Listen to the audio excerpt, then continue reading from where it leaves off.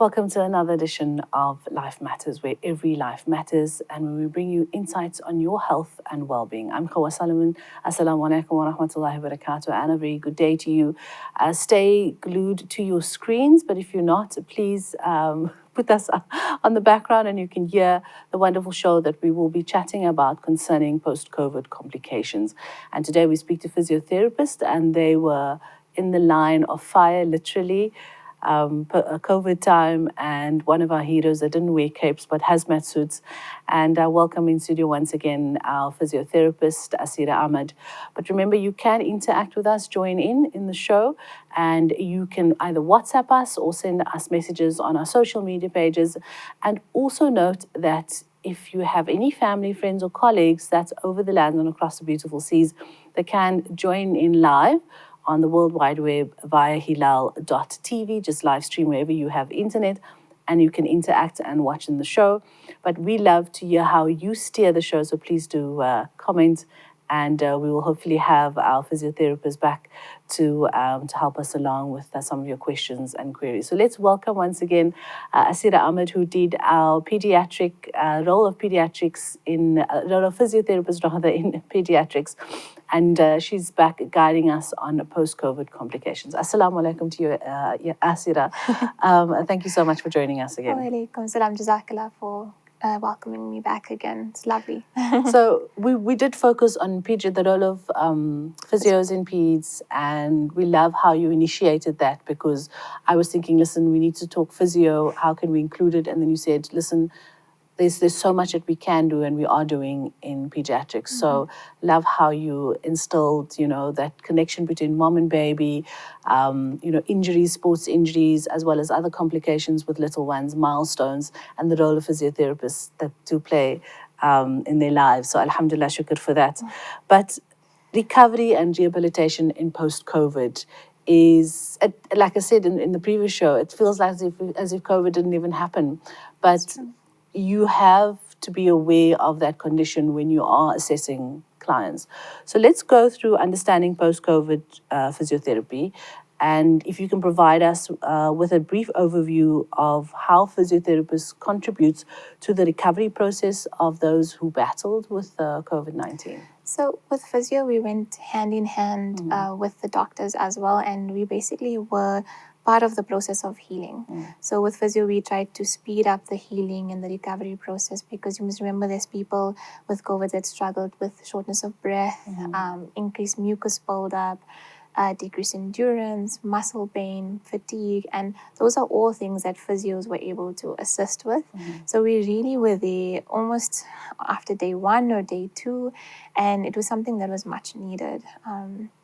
I think in the home setting, we also came through when people did not want to go into the hospital. People were scared. They didn't want to go. They heard so many stories. And what happened was the GPs would initiate physio and a protocol with specialists at home and trips so that they can get better faster. So we were almost there from the beginning, helping and facilitating that healing. Awesome. I just want to get your feel of, being there in the line where people were trying to protect themselves, and here you guys were out there, and you mentioned even going to people's homes, so you needed to protect yourselves.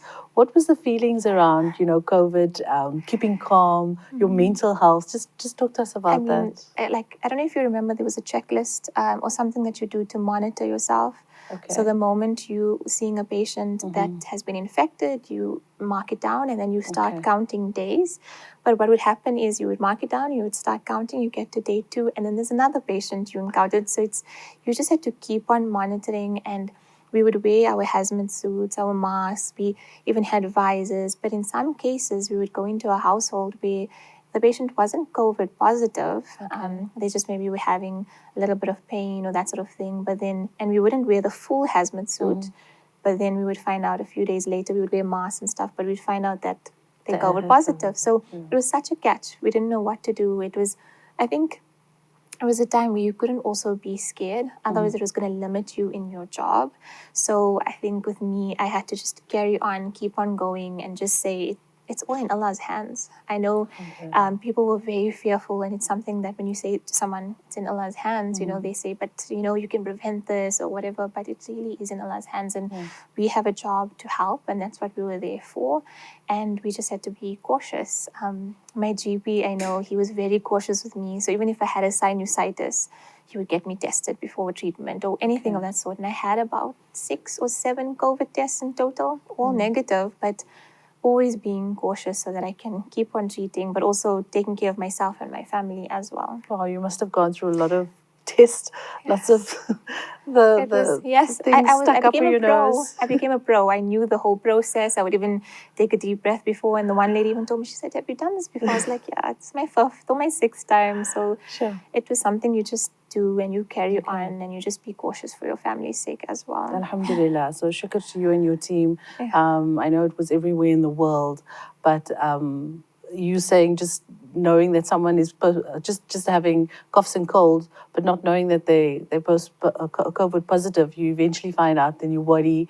So to have that faith, alhamdulillah, just to stable your mental health, your emotions, to keep going. Shukr. I could see that sigh of relief that you know what it happened. As a health professional, you really had to be steadfast in your faith, and I think that's what kept your mental health going. And seeing people around you die, you meet them today, like I mentioned prior, and next day they passed on, or their family that you've met and you've got to become close to, they've passed on. So it was a lot. At the same time, your own families may be passing on. So you had to really navigate and just be steadfast in your faith.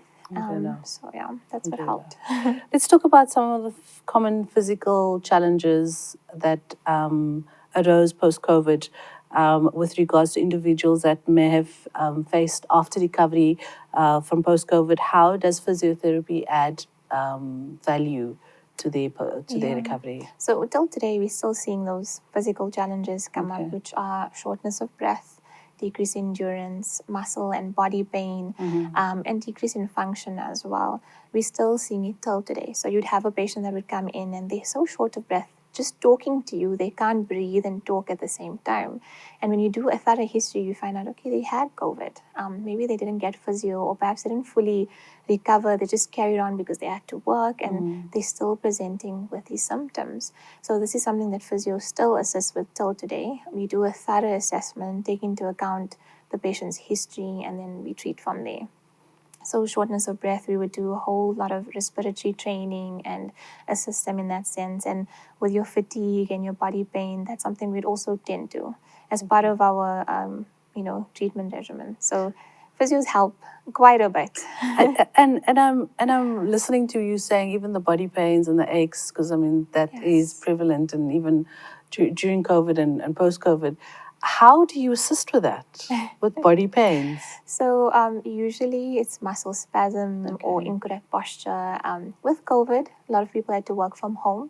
So instead of sitting on a lovely chair with a lovely computer in front of them, now they're on a dining room chair and they are like this, and that would cause muscle pain, body pain, but also the condition, COVID itself, cause that sort of thing. So we would just work on releasing what was tight, stretching, calming the body down, because whether you understand it or not, your body needs to relax.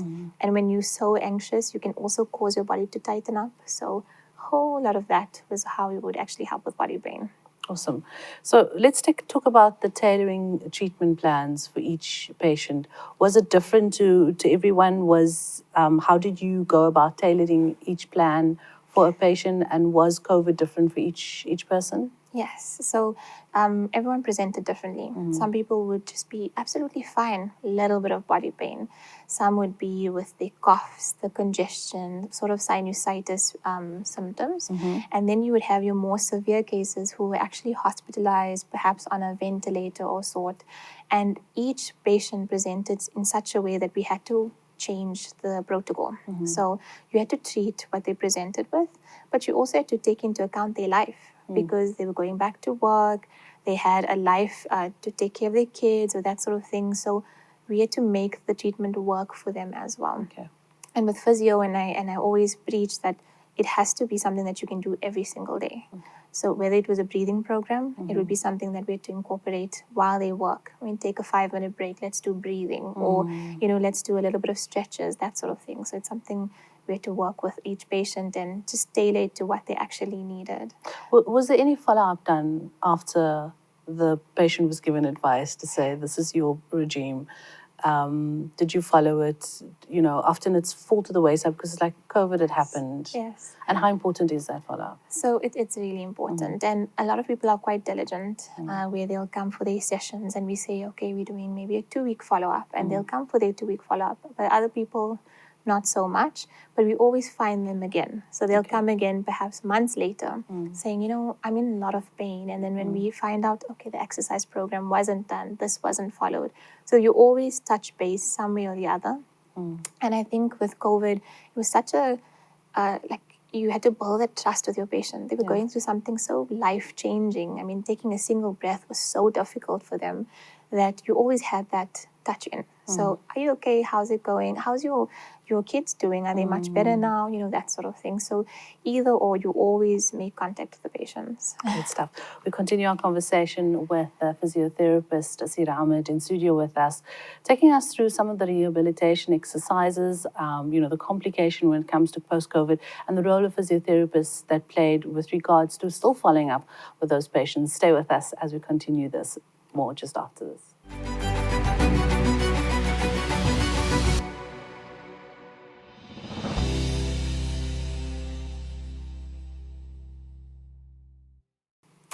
Assalamu alaikum. Welcome back. A very good day to you wherever you are. Maybe it's evening, good afternoon, good morning.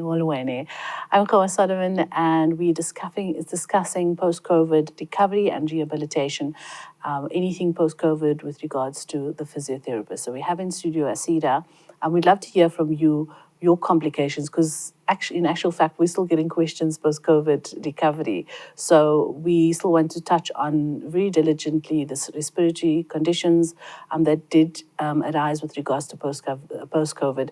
And I've been trying now for a good couple of months to get some specialists in studio with us. But for now, the physiotherapist, as we know, did the hands-on work with the COVID patients. And now they are still doing the necessary follow-ups. So respiratory conditions was also a very big thing. And I want to look at that. But before we do that, Asirah, did everybody who had COVID need physiotherapy? No, not at all. You would get people that would call in and say, should I get a session in? And we would assess if it was necessary. So if they didn't have any respiratory complications, they weren't actually in severe body pain and they could manage it, we would let it actually just work its way out, and we would actually just give them some advice. What we try to do is we try to give everyone, which I'll explain to you, it's a little bit of a bottle. It's called a blow bottle or PEP bottle. And we would make sure that each person, whether they're coming in for physio, we're going to see them or not, but if they were diagnosed with it, they use the bottle because it improves ventilation. That's something that we always made sure. And as physios in Gauteng, we actually grouped together to come and just create these bottles, and we got sponsors and just to give us more of those things so we can hand it out to patients to assist them to prevent complications. So I think for what comes up for me now is the importance of early intervention and how important it was. Was there a critical time frame for individuals to seek that physiotherapy help and aid them to recovery, or did it not matter? So it was sort of like a weighing act because we had to be careful with physio at home. We were seeing many patients, including our already chronic patients without COVID. So we had to weigh out how to prevent infection, versus how much do they need you. So severe cases, as in they require chest physio almost immediately, we would go in. But if they didn't require it almost immediately, we would liaise with the doctors to give them the medication. We would work with them over the phone and advise them what to do, and then come in at about a week to 10 days where they were non-infectious, just so we can also protect ourselves and we're treating them at the same time. So it really was a balancing act. I mean, you had to figure out, do I go in, do I help? If they were quite severe, we would just send them immediately into the hospital because there's nothing more we can do if they are short of breath to a point where not even the at-home oxygen is helping. So, yeah. So you didn't even have time to panic. You just had to put on your big boy shoes, big girl shoes, and do your job. Just carry on and that. constantly working out what's applicable to each patient, what to do. And it was quite high pressure because you had to make certain decisions. Obviously, we liaise, like I said, with our doctors and they help us in this. But I mean, when the patients or the patient's family is looking at you and they're like, what do we do? You had to now make the best possible choice or educate them in the best possible way. Yeah. Was there a lot of education happening besides the actual physiotherapy that physiotherapists had to do? With physiotherapy, we always raise awareness. So you must remember there was all these things that were coming out of these myths and try this, drink this, have this. And as physios, we had to say, I mean, the biggest one was ivermectin. We had to say, this is something that you should consult your GP with because people were selling it. We were hearing of things, people selling it, and we had to say, this is not right, this is not correct, maybe consult first. So we always teach in every condition that we see. We teach, we educate, and we help patients just to go forward. And also what comes with that is, the questions the families and the patients are asking. How important is that? Because sometimes you think, okay, no, I don't know. Yes, fine, you don't know, so that's why you ask. But now they think I don't know, so let me rather be quiet. Yeah. So, I mean, I was seeing whole families at one go. So I would see sometimes 5 family members of one family. And it was just because they heard about what I explained to maybe the uncle or the brother and that sort of thing. But when there was a case where I wouldn't know something or I wasn't sure, be it a medication issue, I would always say, don't worry, I'm going to get some advice with your consent, or let's speak to your specialist. So there wasn't a case where you would leave them in the dark. You would rather just give them the facts and educate them in the best way possible. So let's talk about respiratory rehabilitation. Often you heard that there was respiratory issues during post-COVID. How does physiotherapy play a role in treating these respiratory conditions? So we assist with ventilation. We assist with improving the oxygen levels because you must remember COVID affected oxygenation in the lungs. So we would improve on that. We would improve on clearance of phlegm and mucus. Which will also improve ventilation, and then assisting patients to improve their endurance, because something as simple as walking upstairs to go maybe to their apartment, they were out of breath with just 3 steps. So that's something we had to work on. And as physios, we have a lovely toolbox with all our different techniques, and we work with what's applicable. Okay. So for example, like I mentioned, the blow bottle. Yeah. That's actually called the PEP bottle, positive expiratory pressure. And it's essentially like a 2-liter bottle, which we would fill halfway and have a specific tubing with a specific diameter that goes in. What we instruct the patient to do is to blow. And when they blow for about 8 seconds at a time, they're actually creating a positive pressure in the lungs, which keeps the airways open, it loosens up the mucus, and it helps them to clear it out. Okay. So that's something which was very first line. And like I said, we would give it to patients that even weren't consulting with us, but simply had COVID to prevent that complications. Or something you could use and make at home as well. Yes, so we were very careful about that. We would rather give them the things that we would make, because like I said, it's a specific size tubing so that it's a little bit more effective. Till today, I have patients that still have their bottle and I'm telling them to throw it away, but they're so attached to it. It's like, no, it's fine. It happened, COVID happened to us. Yeah. Perhaps I can use it again when I get sick, that sort of thing. But that was key. That was one of the things that we would use. Then it was this device over here. Okay. So this is like Looks like a little toy. Yeah, it is, and kids love it. So it has to stay out of kids' hands. But this was like a gym for your lungs. Okay. So think about it as, for our lungs to ventilate correctly, we need to take a deep breath in and a deep breath out. So what we would do is we would train that with this. So this here, the balls are more for a visual, just to see what you're doing. So when it's in this direction, you put it in your mouth and you pull in, right? When you pull in, I'm going to show you. When you pull in, don't charge my lung volume, but when you pull in, it shows you how much you're taking in, right? So you need to train to at least do that again. To at least get 3 balls, which I can't do. Like that, right? And if you're really good, you can actually practice to hold the balls. And you were blowing. I was pulling in. Oh, you're pulling in, right? So that's the first step. So you blow out completely, so empty the lungs, and then you pull in again. to lift up the balls. Okay. Then when you turn it this way is when you blow out. So you take a deep breath in through your nose and you blow out. Like that. I've never seen balls out. I've never seen anyone get the third ball up in this way, but with inhalation I have seen that. But that's how you actually train your lungs. And a lot of our COVID patients struggle to get the first ball up. So it was something that was really difficult. What did that mean? It meant that they couldn't take in correctly. So they had no capacity in their lungs. So they would literally just go and they would like that. Sure. So that's all they could do. And then they would start coughing and coughing and coughing. And it's okay because that was our starting point. So we would use this as an assessment tool as well to say, okay, you've done this much. This is our goal and this is what we're going to work on. Yeah. And this is something we would use with almost all of our patients. Like I'm saying, it's a gym for your lungs. When you're taking deeper breaths in and deeper breaths out, you're actually training not only the lung, but you're strengthening the diaphragm, which sits below. And you're strengthening the muscles in between the ribs to actually open up the lung cage and go close again. Is that little tool very useful for someone with asthma or other chest So we use it with a lot of cases. We use it with our asthma cases. We use it even with our pneumonia patients in general, just so it helps to increase the amount of oxygen that's going to the lungs and assist in training the lungs on how to breathe correctly. So this is a mini gym for your lungs.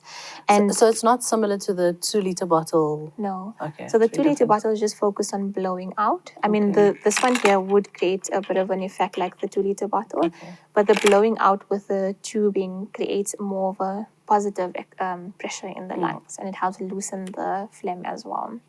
We'll talk more gym and exercise for the lungs. I see you brought a whole toolbox here, and inshallah we'll unpack that in a minute. We have Asirah Ahmed in studio with us, post-COVID complications and more just after this, so don't go anywhere.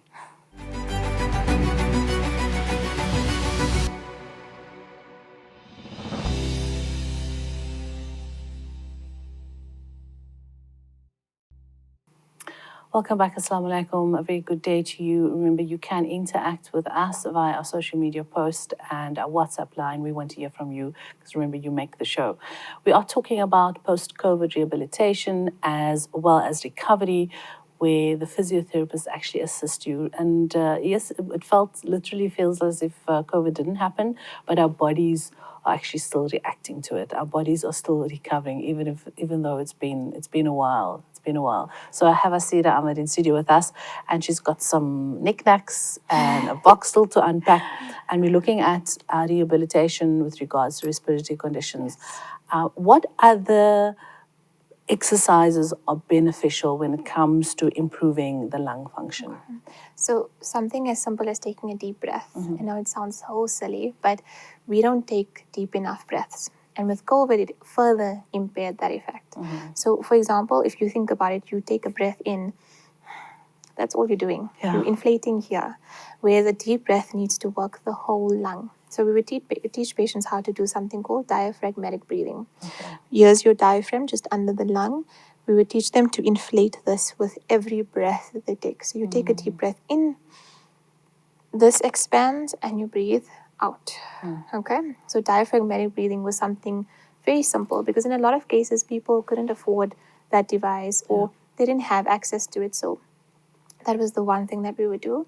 And as they would progress, we would add weights to it. So we get them lying flat, put a weight on it or a bag like a saline bag, and then get them to breathe against that bag to strengthen their diaphragm even further and open up the lungs. So that was the one technique. I just want to come in there quickly because you say breathing, and often people don't even breathe properly because you say breathe and you did the, but we just through our nose, yes. They've got sinus issues. But how should we be breathing properly? Deep breaths in and out. And I think you have to be mindful of your breath. Yeah. So I always say to my patients, even if you're stopping at a robot or you're doing a specific task, just focus on deep breaths in. So in through your nose. In through your nose for at least 5 seconds, and then breathe out for at least 8 seconds. And what I did was I did something called pursed lip breathing, which is making a circle with your lips. Okay. And that encourages more relaxation. So even with our anxiety Wow. sufferers, this is something we would teach, because you don't take deep breaths. You're tensing up here, and you muscle spasms, tightness in the neck, in the jaw, and that would link to your body pains as well. Oh, that would have helped me this weekend. Yes. I was out shopping and the malls were crazy because it was supposedly the Black Friday. Yes. And I just needed to get my dad something for his birthday. And I was like, why did I come to the mall? And I ended up, and then I found that they had the blood donation there and a kiosk there. And I was like, okay, I haven't gone to donate blood. Let me go and donate blood. And everything was fine. Usually my iron would be low, but everything was fine. I ate and everything. But my pulse was high. And they said, are you nervous? I said, no, I'm just irritated that this mall is so crazy. They said, okay, just relax. And I was also doing the deep breath in and deep breath out, but just the additional information that you gave now was like purse your lips, or make it a little bit rounder.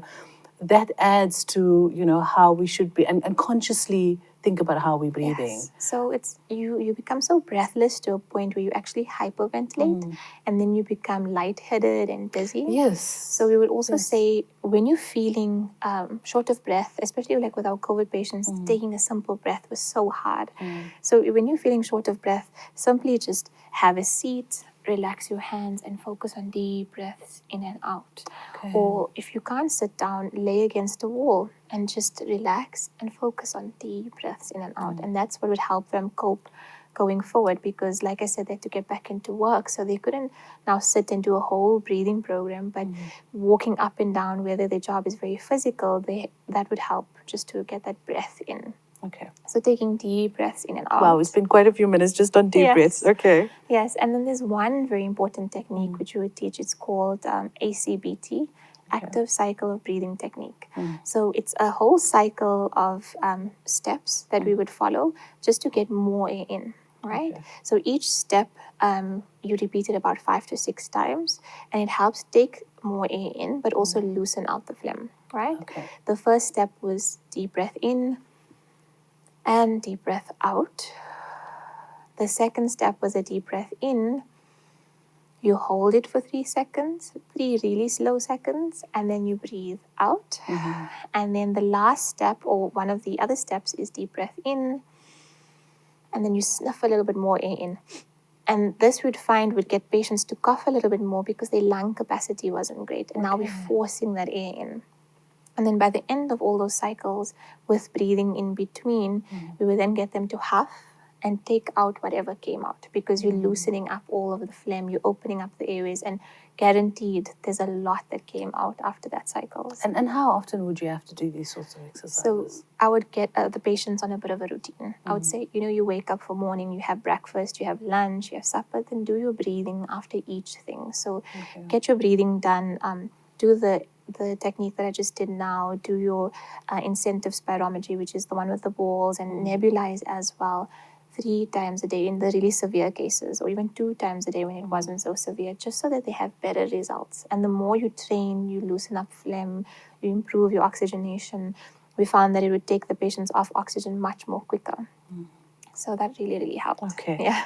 Well, I'm just thinking of how that would actually help, like on a daily basis, if you struggle to climb the stairs. Not that you fit anything, but it also helps open up your lungs, and just doing these exercises, and it's literally once or twice a day. And it relaxes your body. So when you take deep breaths in and out, you're assisting your nervous system to actually relax your body. So it sounds very hippie, let's take a deep breath in and out, but in a lot of cases, with other conditions, we focus a lot of breathing, because patients would come, say, with neck pain, but they are so tense that even if I touch them, it doesn't help. So we would breathe, we would release, we would focus on things like that. And with that intense, when you are tensing your body up, comes muscle recovery. So let's talk about the weakness, the muscle weakness and fatigue, how that affected post-COVID patients, and how physiotherapy does help with that. Yeah, so with our very severe cases, those that were on ventilators or even in hospital for prolonged periods of time, we'd find that simple functional things was difficult for them to do.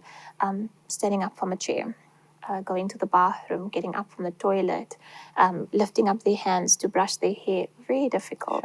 And we would assess the functional and then we would tie it into what are they lacking. So, for example, sitting up from a chair, you're lacking certain strength in specific muscles, which we would then focus on strengthening.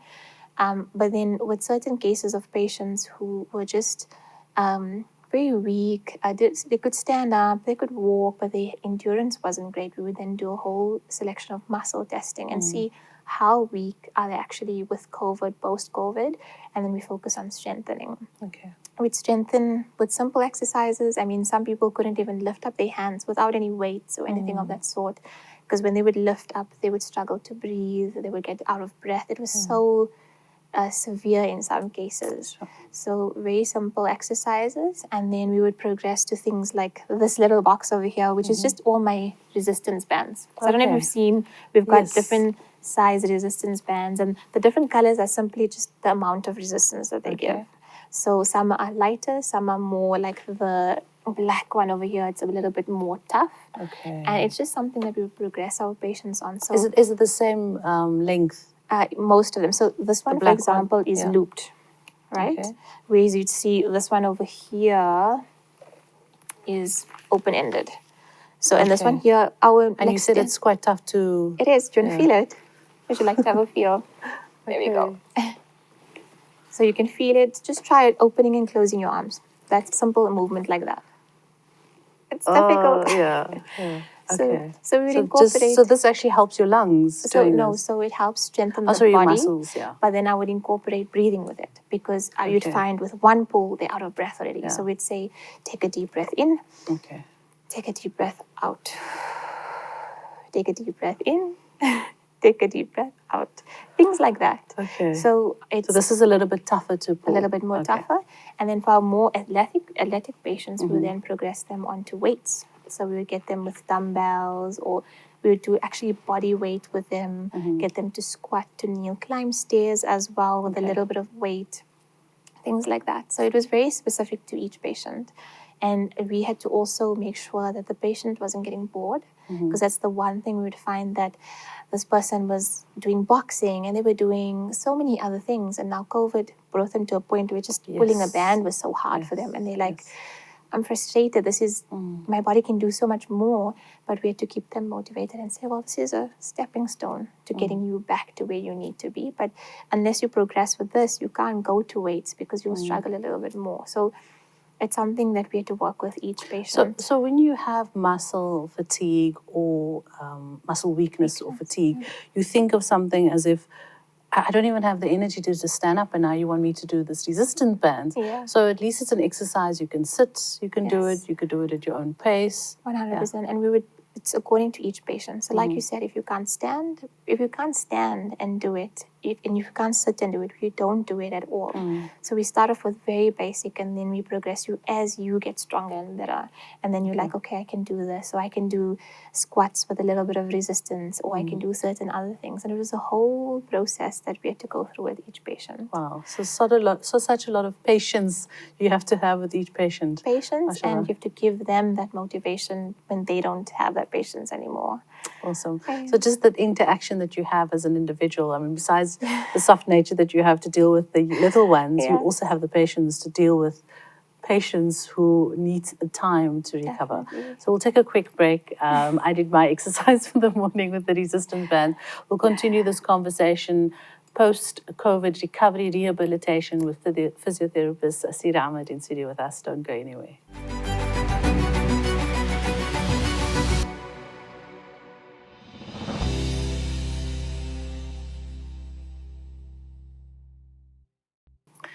Welcome back. Assalamu alaikum. A very good day to you. We are discussing post-COVID physiotherapy, and that is any rehabilitation, recovery post-COVID. And as physiotherapists said, yes, everybody might not have needed, but most did. And it's little exercises like breathing properly. I had the resistance bands. I had a chance of the resistance bands. So as much as you felt that muscle weakness, that fatigue, your inability to breathe properly, or you struggle breathing, there are these little exercises that you can do. We'll talk about the home-based exercise. Long-term recovery is still coming up. But I think, Asirah, what I'd like to touch on now is the balancing of the physical and mental well-being. I know as physiotherapists, you say, okay, physically you're going to show us what to do, how to do it. But when you say, oh, somebody didn't even feel like doing this exercise, so now you have to motivate them. There comes the well-being and the mental health. How did physiotherapy play a role with recovering individuals when it came to them having some mental balance, balancing the mental and physical well-being? COVID-19 was very taxing on a lot of people mentally, more than physically. I mean, like I said, seeing everything happening around you was very, very taxing. And it's a balance. You build a relationship. As a physio, and depending on your nature, you really have to open yourself up to receive from the patient as well. Not everyone would want to open up just immediately, but I think it's how you handle it. And as physios, we actually try and just encourage a patient. So even if they don't want to do the exercise, or they're like, no, I don't want to, especially with our older patients, I'm too tired, they were giving up very easily. We have to say, well, perhaps, if you do this, you get stronger. You can maybe go and, sit in the front. You can watch this. So like we had to motivate. We also had to be able to educate and be that positivity when there was no positivity. So helping them see the light at that end of the tunnel, to say, like, I mean, you are here right now, you're struggling to stand, but as we get stronger, as we work towards it, your body is capable of getting there. We're able to start walking again, climbing stairs again, and we had to obviously not give false hope, but the right amount of hope to motivate. And like I said, you build that relationship where you'll find that even sometimes a patient is refusing to do anything, doesn't want to do anything with you, they're upset with you, but if you just sit and give them that time, they open up and they actually talk to you about what's actually bothering them. Perhaps there's stress about their kids, or in our older population, they sometimes felt like they were a burden, more than anything. So you have to talk through that and make them understand what they're going through and how they can actually get better. Physios we're not psychologists, but I think we need a little bit of a mini degree in psychology because we deal with a lot of conditions, and it also took a toll on a lot of people. You sort of feel burnt out during that period of COVID-19, but I just say it's what you're doing for others that helps. Yeah. Alhamdulillah, shukr.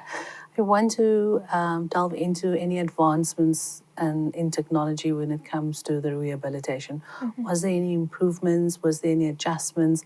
Because yes, just as much as COVID, was and is, did happen, it's still there. People can still feel it in their bodies, and they need to still recover. So any improvements that has arose and that people can know of? So something like tele-rehab, which was basically rehab over consultation over Zoom or WhatsApp video calls, is something that arose during COVID time. It's something that some practitioners still do till today in cases where patients can't get out or they can't get to them. So that's something that has helped with COVID and is still helping till today. And I think it's this constant chat between health professionals that was strengthened in COVID over WhatsApp groups or things that were organized in communities to say, like, let's help each other. So till today, if you're in need or there's a patient in need, we're able to communicate and just share the correct research with each other, because COVID-19 was something that was changing all the time. We didn't know from one protocol to the next, what's going to happen. And it was that constant chatting. And I think things like WhatsApp and Zoom and lectures really, really helped. We also have exercise programs that we're able to email to patients, which is something that was there before COVID, but more so we're able to give patients, which also helps them in their recovery and their home exercise programs as well. So let's talk about home exercise programs and long-term goals. Those that are watching, let's say 90% of us had COVID, and the strain or the effects of it is still in our bodies. How important is the home-based care or the home-based exercise rather, and continuously doing that, as well as long-term recovery goals? What should patients know with regards to long-term recovery goals, and how important is it? So health your health, your home programs is really important, because in the economy that we live in, people can't afford physio on a daily basis, or even sometimes every two times a week. It's a lot.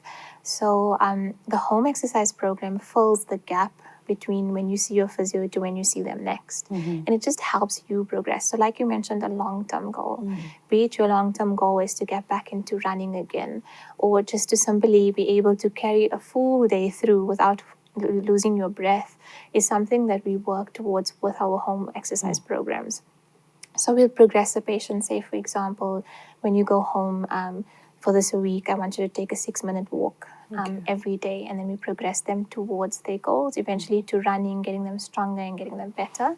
But the home exercise program is so key. No one leaves the practice without a home exercise program. And I make it a habit to follow through when they come back. Show me what you've been doing. Let's talk about it, because it's through that conversation you're able to understand, what am I giving? Is it working? Is it not working? How can we modify it best towards each patient to help them achieve their long-term goals? And I think, latching onto each other as support, following up and say, Mommy, did you do your home exercise? Where's your home exercise? Checkups in a WhatsApp. Because often our lives get so busy that, like you said, in a good couple of months, then they come and see you, then you realize that they didn't do the home exercise.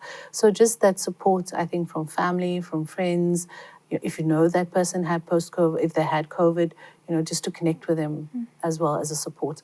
I want to just check in with the importance of collaborating with other professionals. What is their role? How do you guys work together, and how important is that? So specifically with COVID-19, we worked so well eventually. When we figured out the protocol, we were able to work so well.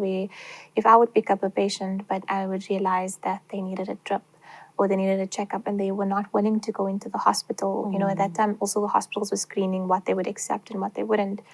In our communities, we formed this group where our health professionals would help each other. So I pop a message, someone really needs an assistance with a drip, or a doctor's check-in, or a modification of their medication, and then we would all assist each other. So with COVID-19, it wasn't just one professional. The physio would assist in getting the physical side of things, but our doctors really were the heroes, and the communities especially, picking up people that were not only wealthy, but those that could not afford that simple care. They really came together to assist so that everyone got the good care. Our occupational therapists also assist in later stage, so assisted patients that were quite severe to improve their functioning in terms of what they can do, feeding, work-wise, but later on with the vocational assessments. So when a patient was quite severe, be it they were on a ventilator, and then they came out and they recovered, alhamdulillah, but now going back into a physical job was very, very difficult because they were short of breath still.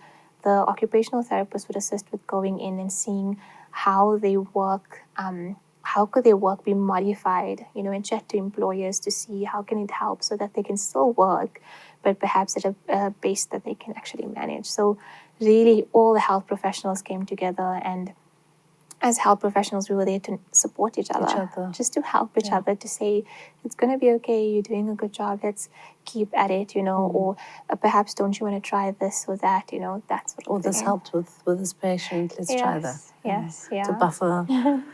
Alhamdulillah, we conclude not on this topic, but I think, for now, patients need to support each other and families need to be there. So in your words and of advice, what message do you have for viewers that had been involved in someone and in the recovery process of post-COVID or for themselves? Yeah, I think seek the assistance. We are so hard on ourselves, where we just feel like we need to keep on going because perhaps we have other people dependent on us.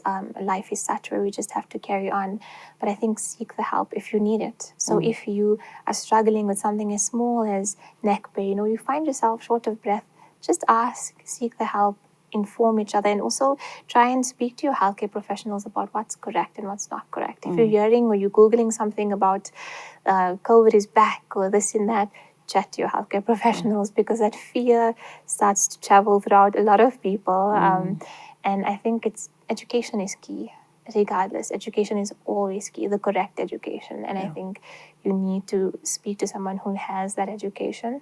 I mean, we all don't know it all, but we can help each other and, just give the correct information to our communities. So we rely a lot on Dr. Google. What are some of the safe websites that you can advise us on? Any physiotherapy organizations that is available on the World Wide Web? Yeah, so there's Physiopedia as well. WebMD seems to be also quite trusted, but I would say speak to your doctor because everything is so individual.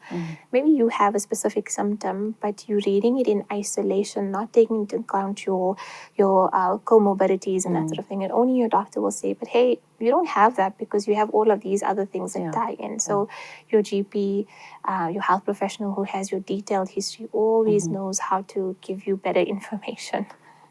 So thank you so much, Asirah, for shedding light and imparting on your expertise to our viewers and those that suffered from COVID.